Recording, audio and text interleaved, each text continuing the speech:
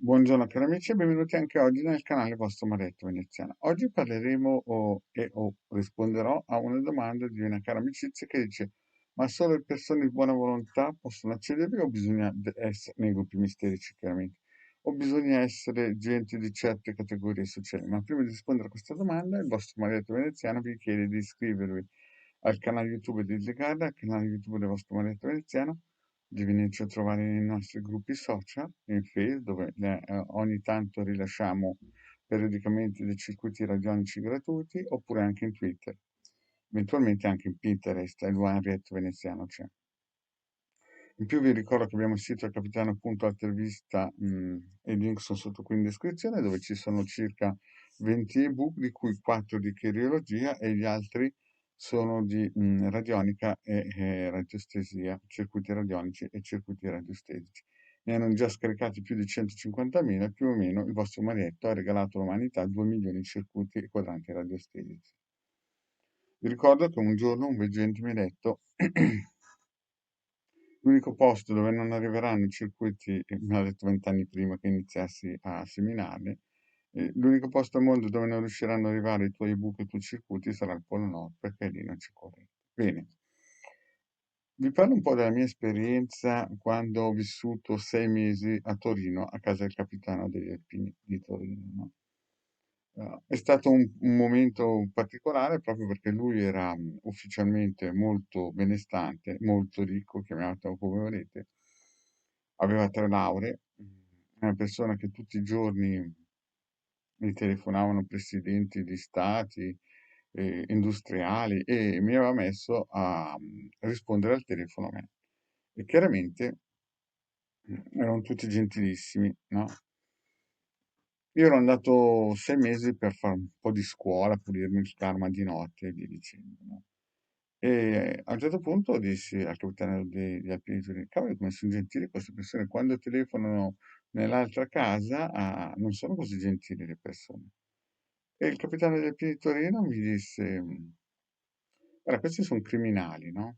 E io non potevo credere che erano criminali, erano così gentili. E domani ti dimostro come sono. L'indomani lui fece finta di morire, no? E quindi mi telefonavano quelle persone che il giorno prima sembravano tutti gentili, no?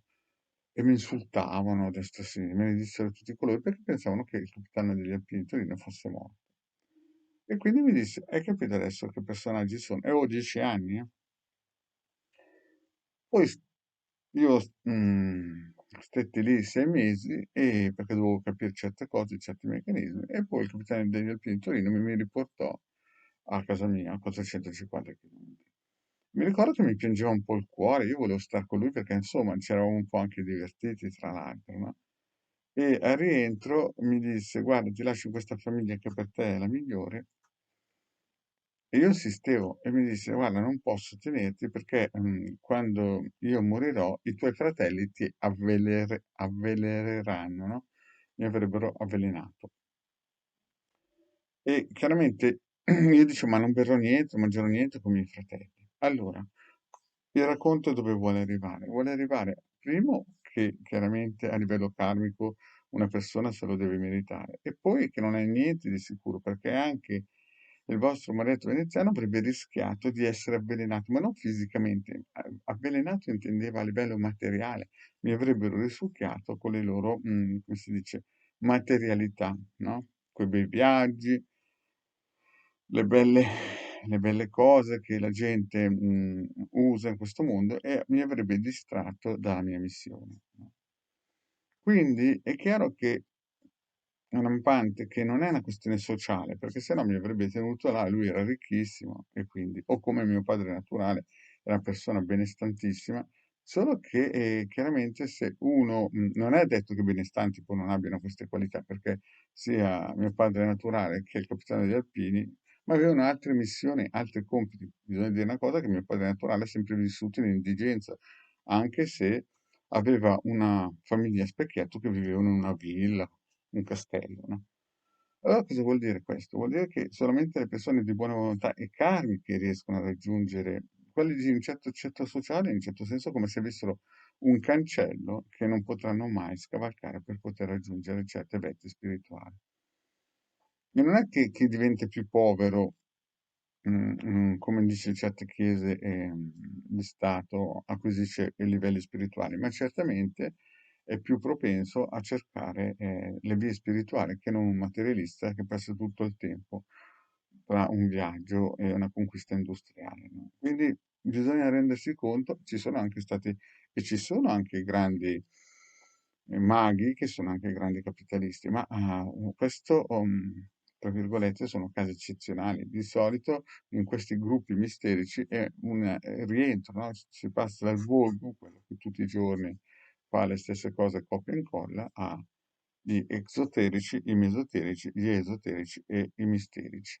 Chiaramente nel gruppo dei misterici è ristrettissimo, ci sono poche persone che ogni tanto, come vi ho detto, fanno uscire un Osho di turno, un Giordano Bruno o quant'altro, quando vedono che la barca sta andando male. Poi un'altra cosa possono fare, no? Il capitano del Alpini di Torino materializzava bancali di miliardi di lire come se fosse un bicchiere d'acqua, quindi non è una questione di ceto sociale, cioè questi personaggi che, ricordiamoci, in confronto all'albero sefirotico, mi diceva il capitano degli Alpini di Torino, lui era solamente un tubo. Gli altri tubi, gli altri 9 tubi, solamente i cabalisti. Quindi è chiaro che questi personaggi che entrano in questi gruppi misterici acquisiscono veramente grandi doni, no? E non gliene frega in un certo senso nulla, non gli interessa nulla della categoria sociale. Lui, quando parlavamo io e lui perché restava in questo ambiente, e che diceva che con questo, come si dice, abbigliamento, questa forma di materialità riusciva ad, tra virgolette, conoscere e avvicinare tutte persone importanti per dare una mano in modo elegante a raddrizzare la barca o il gatto dagli stivali, come chiamava lui l'Italia. Però di solito queste persone non è che vanno in giro con su scritto io sono nel gruppo misterico, anzi, possono essere o dentro dei manicomi, ad esempio, o dentro, ad esempio, io parlo per mia mamma Vera, che era una yogi, lei ha fatto sempre le pulizie in giro nelle case, nelle industrie, ma un giorno mi ha fatto vedere chi veramente era e sono stato lì con gli occhi spalancati, pensavo che mi ha messo in samadhi solamente toccando con le mani e mi ha detto io vivo in due mondi, vivo in questo e vivo in quell'altro. Ma visto che in questo lei era una merita ignorante, nel senso che non aveva conoscenza, perché fondamentalmente lei viveva sempre in questo stato di benedizione, che è poi il 125esimo gradino dei cabalisti. Quindi lei ogni tanto, cioè ogni tanto viveva qui come tutti, no? E poi quando aveva bisogno o voleva andare in quell'altra dimensione, viveva già nel mondo a venire, no? È stato... Solo che non poteva spiegarla a gente che non sa che cos'è, perché aveva dei cancelli davanti alla mente, no?